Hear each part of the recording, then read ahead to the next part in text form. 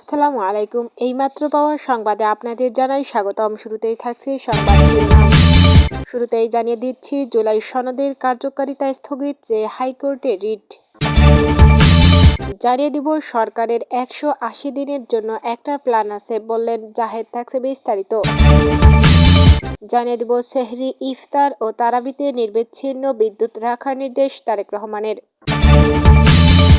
সর্বশেষ জানাবো, জুলাই গণহত্যার অন্যতম মাস্টারমাইন্ড জয় পলক। থাকছে বিস্তারিত প্রতিবেদনে। সুপ্রিয় দর্শক, এতক্ষণ শুনছিলেন সংবাদ শিরোনাম, এবারে থাকছে বিস্তারিত সংবাদ। তার আগে অনুরোধ থাকবে, ভিডিওটি ভালো লাগলে এবং সর্বশেষ আপডেট সংবাদ পেতে চ্যানেলটি সাবস্ক্রাইব করে পাশেই থাকবেন। ধন্যবাদ। এদিকে জুলাই সনদের কার্যকারিতা স্থগিত চেয়ে হাইকোর্টে রিট। জুলাই জাতীয় সনদ অবৈধ ও সংবিধানের সঙ্গে সাংঘর্ষিক এবং তার কার্যকারিতা স্থগিত চেয়ে হাইকোর্টে রিট দায়ের করেছেন আইনজীবী অ্যাডভোকেট ইউনুস আলী আকন্দ। জনস্বার্থে এ রিট দায়ের করেন তিনি। রিটে মন্ত্রিপরিষদ সচিব, আইন সচিব, জাতীয় ঐকমত্য কমিশন, প্রধান নির্বাচন কমিশনার সহ সংশ্লিষ্টদের রিটে বিবাদী করা হয়েছে। আগামী সপ্তাহে বিচারপতি রাজিকাল জলিলের নেতৃত্বাধীন হাইকোর্ট বেঞ্চ রিট আবেদনটির উপর শুনানি হতে পারে বলে জানান আইনজীবী। এর আগে মঙ্গলবার গণভোটের বৈধতাকে চ্যালেঞ্জ করে হাইকোর্টে রিট করেছেন সুপ্রিম কোর্টের আইনজীবী এবিএম আতাউল মজিদ তৌহিদ। একই সঙ্গে 13 ফেব্রুয়ারি ঘোষিত গণভোটের ফল বাতিলেরও আবেদন জানিয়েছেন তিনি।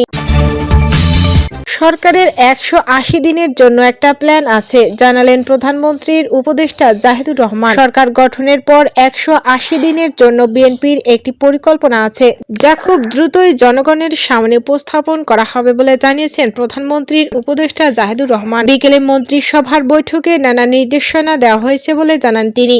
জাহিদুর রহমান বলেন, শর্ট টার্মে 180 দিনের জন্য বিএনপির একটা প্ল্যান আছে, যেটা আগেই তৈরি করা ছিল। সেটা আরেকটু রিফাইন করে জনগণের সামনে খুব দ্রুতই প্রেজেন্ট করা হবে, যাতে জনগণ বোঝে ইমিডিয়েটলি সরকার কি করতে যাচ্ছে। একই সাথে রমজানে যেসব চ্যালেঞ্জগুলো আসতে পারে সেগুলো যাতে ঠিকভাবে মোকাবিলা করা যায়, সেজন্য প্রধানমন্ত্রী তারেক রহমান প্রস্তুতি নেওয়ার নির্দেশ দিয়েছেন বলেও জানান জাহিদুর রহমান।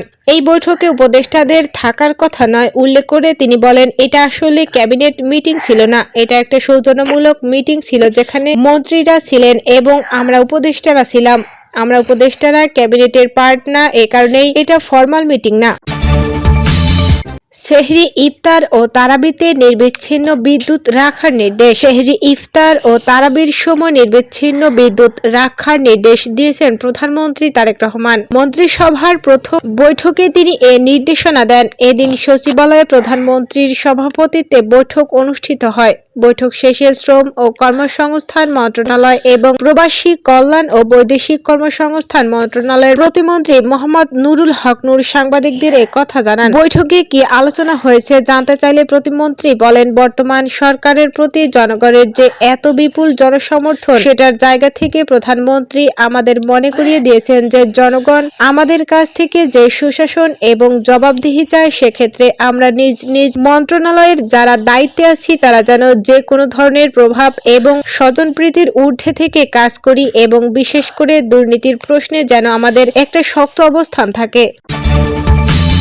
জুলাই গণহত্যার অন্যতম মাস্টারমাইন্ড জয় পলক প্রেস ব্রিফিংয়ে চিফ প্রসিকিউটর। আন্তর্জাতিক অপরাধ ট্রাইব্যুনালের চিফ প্রসিকিউটর মোহাম্মদ তাজুল ইসলাম বলেছেন, ক্ষমতাচ্যুত প্রধানমন্ত্রী শেখ হাসিনা পুত্র সজীব ওয়াজেদ জয় ও সাবেক আইসিটি প্রতিমন্ত্রী জুনাইদ আহমেদ পলক জুলাই গণহত্যার অন্যতম মাস্টারমাইন্ড ছিলেন। ট্রাইব্যুনাল প্রাঙ্গণে প্রেস ব্রিফিংয়ে তিনি মন্তব্য করেন, 24 জুলাই গণঅভ্যুত্থানের সময় ইন্টারনেট বন্ধ করে হত্যাযজ্ঞের দায়ে মানবতা বিরোধী অপরাধে জয় পলকের মামলায় সূচনা বক্তব্য উপস্থাপন করে প্রসিকিউশন। চিফ প্রসিকিউশন বলেন, 2024 সালে জুলাই আগস্টে আন্দোলনকারী ছাত্র জনতার উপর যে ব্যাপক হারে গণহত্যা চালানো হয়েছিল, এর মাস্টারমাইন্ডদের মধ্যে অন্যতম হলেন সজীব ওয়াজেদ জয় ও জুনাইদ আহমেদ পলক, কারণ তারা দুজনই আইসিটির দায়িত্বে ছিলেন। আন্দোলনের সময় ইন্টারনেট বন্ধ করে দিয়ে গণহত্যা সংগঠনে সর্বাত্মক সহযোগিতা করেন তারা। তাজুল ইসলাম বলেন, গণহত্যায় সহায়তার ব্যাপারে তৎকালীন প্রধানমন্ত্রীর উপদেষ্টা সালমান